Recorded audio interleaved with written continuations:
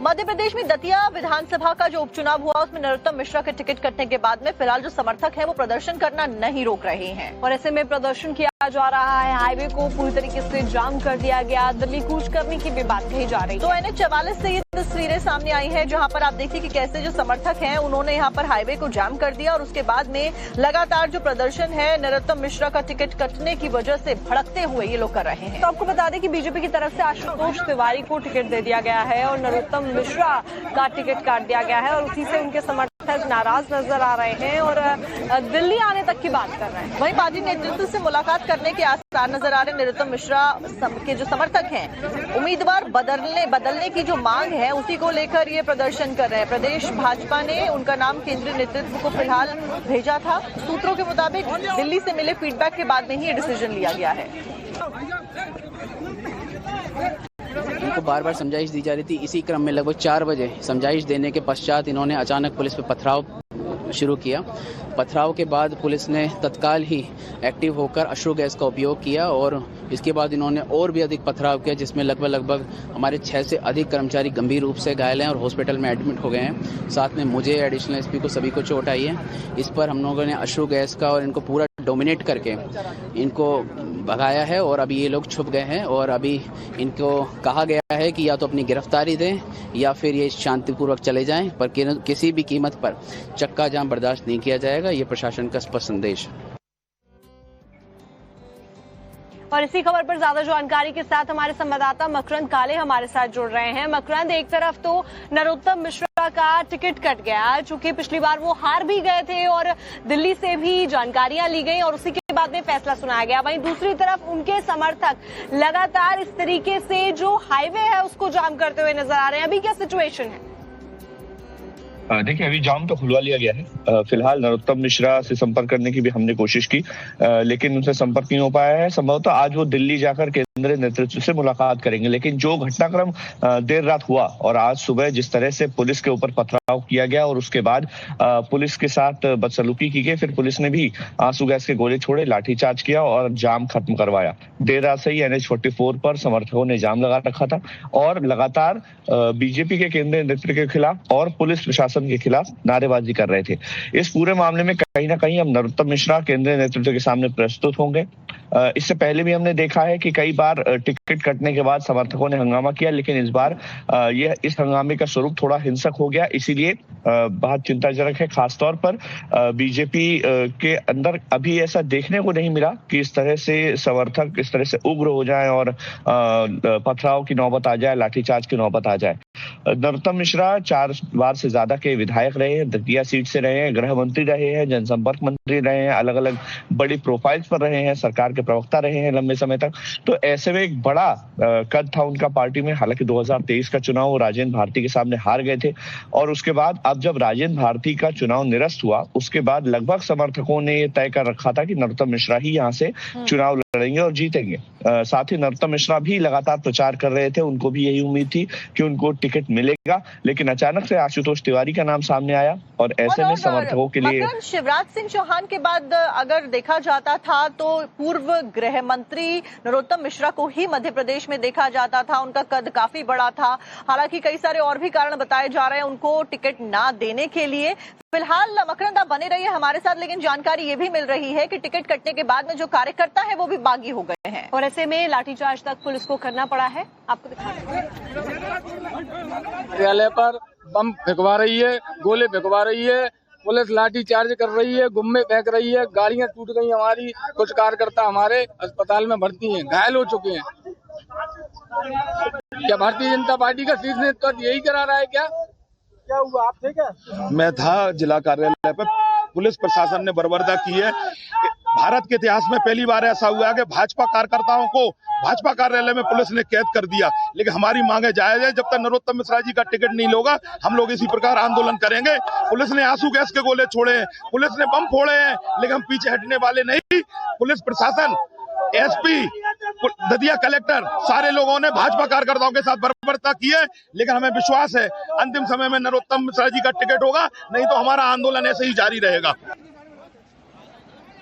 और मकरंद लगातार हमारे साथ में बने हुए। मकरंद, फिलहाल ये मांगे कितनी जायज है? क्योंकि ये कहा गया है कि पार्टी ने आंतरिक रिपोर्ट मंगाई और उसके साथ साथ में चुनावी रणनीति को देखते हुए फैसला लिया। यहाँ तक कि जो इनके बेटे हैं उनके यानी कि सुकर्ण मिश्रा, उनकी भी रिपोर्ट मंगाई गई थी, उसी के बाद में चुनावी रणनीति देखते हुए फैसला लिया गया। क्या आपको वाकई लगता है इतना प्रदर्शन के बाद में कोई फैसला बदलने की उम्मीदें हैं? देखिए, नरोत्तम मिश्रा पिछले बहुत लंबे समय से दतिया के विधायक रहे हैं, बड़े बड़े प्रोफाइल्स पर रहे हैं। जैसा कि आपने भी कहा कि नरोत्तम मिश्रा को यहाँ पर मुख्यमंत्री का उम्मीदवार माना जा रहा था पिछले चुनाव के बाद तो, और लंबे समय से ये अटकलें भी लगती रही कि नरोत्तम मिश्रा कभी भी मुख्यमंत्री बन सकते हैं। इस पूरे एपिसोड में कहीं ना कहीं नरोत्तम मिश्रा की रिपोर्ट, साथ ही साथ उनके बेटे की रिपोर्ट, साथ दतिया में बीजेपी की जो स्थिति है उसको लेकर के लगातार हाईकमान नजर बनाए रखे हुए था। 2023 में जब नरोत्तम मिश्रा चुनाव हारे, वो लगभग 7-8 हजार वोटों से चुनाव हारे थे राजेंद्र भारती के सामने। राजेंद्र भारती वही व्यक्ति है जिस पर जिन्होंने राजेंद्र भारती नहीं, नरोत्तम मिश्रा के ऊपर जो भी पत्रकारिता है, येलो जर्नलिज्म, इसको लेकर के आरोप लगाया था। उनका चुनाव भी चैलेंज किया गया था और वो मामला अभी तक सुप्रीम कोर्ट में पेंडिंग है, उसका निदान नहीं हुआ है। राजेंद्र भारती से वो चुनाव हारे। राजेंद्र भारती से चुनाव हारने के बाद लगभग 2.5 साल के बाद राजेंद्र भारती पर भी आरोप लगे और उसके बाद एक मामले में उनको जब 2 साल से ज्यादा की सजा हुई तो उनका चुनाव निरस्त हुआ। इसके बाद उम्मीदें यही लगाई जा रही थी उनके समर्थकों के द्वारा कि नरोत्तम मिश्रा ये एक लंबा सिलसिला रहा और उसके बाद में 2023 में नरोत्तम मिश्रा की हार हुई है और इस बार जब टिकट कटा है तो आवाज अब दिल्ली को दी जा रही है। बहुत बहुत शुक्रिया इस पूरी जानकारी के लिए। मध्य प्रदेश में दतिया विधानसभा का जो उपचुनाव हुआ उसमें नरोत्तम मिश्रा के टिकट कटने के बाद में फिलहाल जो समर्थक हैं वो प्रदर्शन करना नहीं रोक रहे हैं और ऐसे में प्रदर्शन किया जा रहा है। हाईवे को पूरी तरीके से जाम कर दिया गया, दिल्ली कूच करने की भी बात कही जा रही है। तो NH-44 से ये तस्वीरें सामने आई हैं जहां पर आप देखिए कि कैसे जो समर्थक हैं उन्होंने यहां पर हाईवे को जाम कर दिया और उसके बाद में लगातार जो प्रदर्शन है नरोत्तम मिश्रा का टिकट कटने की वजह से भड़कते हुए ये लोग कर रहे हैं। तो आपको बता दें कि बीजेपी की तरफ से आशुतोष तिवारी को टिकट दे दिया गया है और नरोत्तम मिश्रा का टिकट काट दिया गया है और उसी से उनके समर्थक नाराज नजर आ रहे हैं और दिल्ली आने तक की बात कर रहे हैं। वहीं पार्टी नेतृत्व से मुलाकात करने के आसार नजर आ रहे नरोत्तम मिश्रा के जो समर्थक हैं उम्मीदवार बदलने की जो मांग है उसी को लेकर ये प्रदर्शन कर रहे हैं। प्रदेश भाजपा ने उनका नाम केंद्रीय नेतृत्व को फिलहाल भेजा था। सूत्रों के मुताबिक दिल्ली से मिले फीडबैक के बाद में ही ये डिसीजन लिया गया है। इनको बार बार समझाइश दी जा रही थी। इसी क्रम में लगभग 4 बजे समझाइश देने के पश्चात इन्होंने अचानक पुलिस पे पथराव शुरू किया। पथराव के बाद पुलिस ने तत्काल ही एक्टिव होकर अश्रु गैस का उपयोग किया और इसके बाद इन्होंने और भी अधिक पथराव किया जिसमें लगभग हमारे 6 से अधिक कर्मचारी गंभीर रूप से घायल हैं और हॉस्पिटल में एडमिट हो गए हैं। साथ में मुझे, एडिशनल एसपी को, सभी को चोट आई है। इस पर हम लोगों ने अश्रु गैस का और इनको पूरा डोमिनेट करके इनको भगाया है और अभी ये लोग छुप गए हैं और अभी इनको कहा गया है कि या तो अपनी गिरफ्तारी दें या फिर ये शांतिपूर्वक चले जाएं, पर किसी भी कीमत पर चक्का जाम बर्दाश्त नहीं किया जाएगा। ये प्रशासन का स्पष्ट संदेश। और इसी खबर पर ज्यादा जानकारी के साथ हमारे संवाददाता मकरंद काले हमारे साथ जुड़ रहे हैं। मकरंद, एक तरफ तो नरोत्तम मिश्रा का टिकट कट गया, चूंकि पिछली बार वो हार भी गए थे और दिल्ली से भी जानकारियां ली गई और उसी के बाद में फैसला सुनाया गया। वहीं दूसरी तरफ उनके समर्थक लगातार इस तरीके से जो हाईवे है उसको जाम करते हुए नजर आ रहे हैं। अभी क्या सिचुएशन है?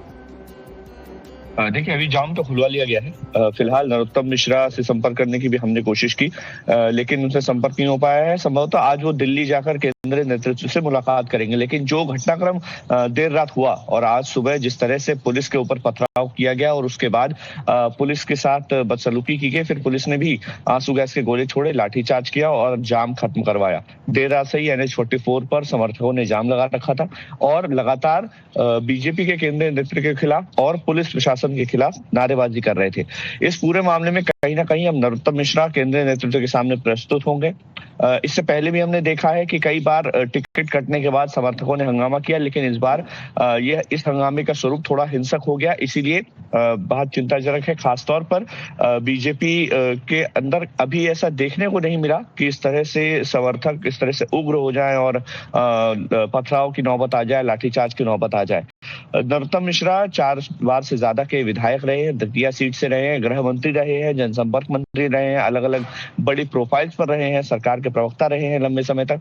तो ऐसे में एक बड़ा कद था उनका पार्टी में। हालांकि 2023 का चुनाव वो राजेंद्र भारती के सामने हार गए थे और उसके बाद अब जब राजेंद्र भारती का चुनाव निरस्त हुआ उसके बाद लगभग समर्थकों ने ये तय कर रखा था कि नरोत्तम मिश्रा ही यहाँ से चुनाव लड़ेंगे और जीतेंगे। साथ ही नरोत्तम मिश्रा भी लगातार प्रचार कर रहे थे, उनको भी यही उम्मीद थी कि उनको टिकट मिलेगा, लेकिन अचानक से आशुतोष तिवारी का नाम सामने आया और ऐसे में समर्थकों के लिए शिवराज सिंह चौहान के बाद अगर देखा जाता था तो पूर्व गृह मंत्री नरोत्तम मिश्रा को ही मध्य प्रदेश में देखा जाता था। उनका कद काफी बड़ा था।